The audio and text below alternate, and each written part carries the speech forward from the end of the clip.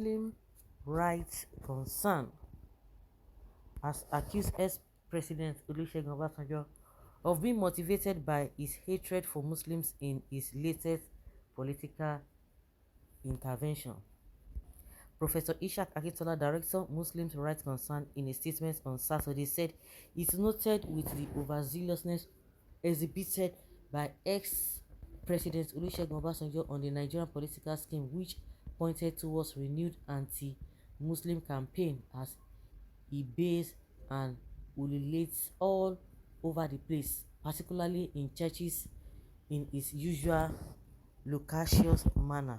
I think this man, you have not heard the statement from cleric in Kaduna and Kano talking about the Muslim ticket is a jihad mission. No, you guys are going to pretend I did not hear. And also the ones that said that all Christians should be removed from government positions. No, you will not hear that. You will pay deaf ears to that. So because Obasanjo did not say support Tinubu, now since this Muslim ticket, you have been quiet, you love it, the Christians should clap for you. You are not saying anything. But now, Obasanjo didn't talk about Muslim ticket. He just endorsed the person he endorsed, and he just said he's the one who is most capable. So where is the anti-Muslim here? Well, as an Islamic human rights organization, we cannot stand akimbo while Obasanjo continues to vent the most odious, insidious, and odoriferous religious halitosis on the Nigerian political atmosphere. We strongly resent this propensity. If you think Obasanjo, you get your time, who you be? It stands in contradiction with the true principles of democracy. Matthew Obasanjo is reawakening his old passion for marginalizing Muslims and robbing them of their Allah-given and fundamental human rights to be an integral part of the democratic process. I thought you people said that you have the most people in Nigeria are Muslims, that you have the numbers, and majority of you have been coming out to tell us that Obasanjo does not have a electoral value. So why are you bothered? Somebody who does not have electoral value, and you are more in number as Muslims. So why are you bothered about his endorsement or not? We recall that it was Obasanjo's policies of exclusivism that ensured that no single Muslim was given a ministerial appointment in any of the 17 states of the South during his regime.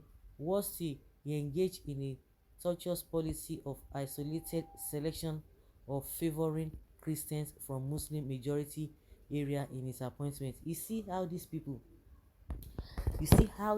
can lie. But at the end of the day, was this man Yaradua, was he a Muslim? Was he a Christian? You see that? No, was Yaradua, I just remember now, was Yaradua a Christian? You see, this resulted in the emergence of Christians as ministers and heads of parastatals in Kwara, Kogi, Kaduna, and several other states in the north. The records are there for verification. If he denies this, let him produce his ministerial list of 1999 and 2003.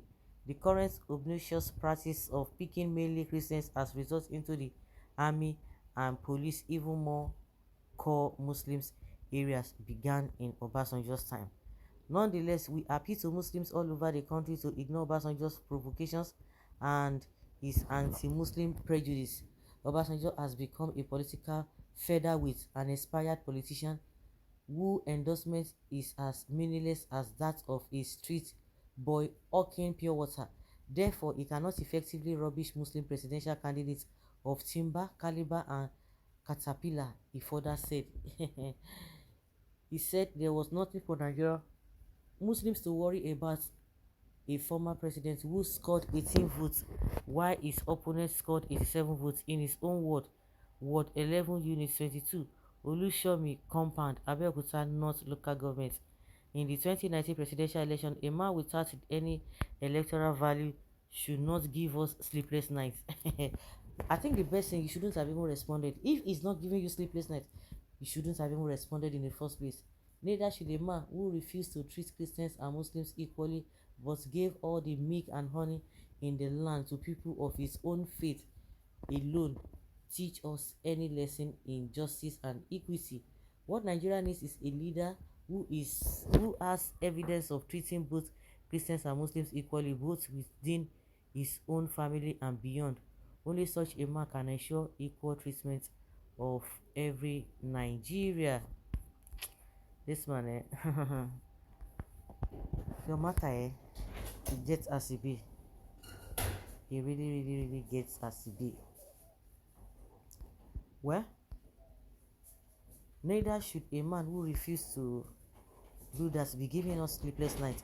The alleged anti-Muslim statement credited to Obasanjo, in which he was quoted as speaking in a church against the emergence of a Muslim president, are quite unbecoming of a former president. A former president should be a statesman in every sense of the word. Really? Yes, he endorsed and campaigned for Yaradua. He didn't tell us that he shouldn't have said anything. No. Yakubu Gowon is preaching unity. General Abdulsalam is preaching peace, but Obasanjo is dividing Nigerians along religious lines. He has no moral authority to blame past leaders when he is not a past follower. His schemes of political charlatanism. We do not hate our Christian neighbors. We love to see them around. They are an integral part of our unity in diversity. Political shenanigans and religious demagogues we fail in the attempts of weaponize religion for selfish agenda.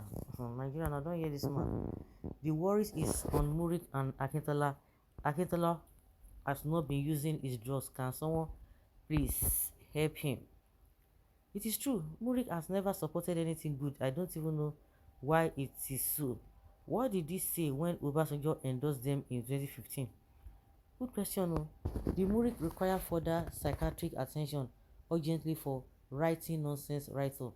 A Muslim is just about to finish 8 years, Mr. Man. Go hide your jihadist face somewhere. Another jihadist will rule you and your entire family for the next 8 years, whether you like it or not. You are not a Nigerian. You are one of those foreigners who think you you just come into Nigeria with some terrorist ideology and get away with it, right? Murik, it will be good if you remove religion from policy. Stop bringing hate speech. God forbid your thoughts. This man again, a coward. If you are strong enough, come to Zamfara and join Toji in the bush as second in command of bandits, so that your mindset can be exhibited openly rather than talking nonsense. Nigeria should try and put this man into prison. This man is sick.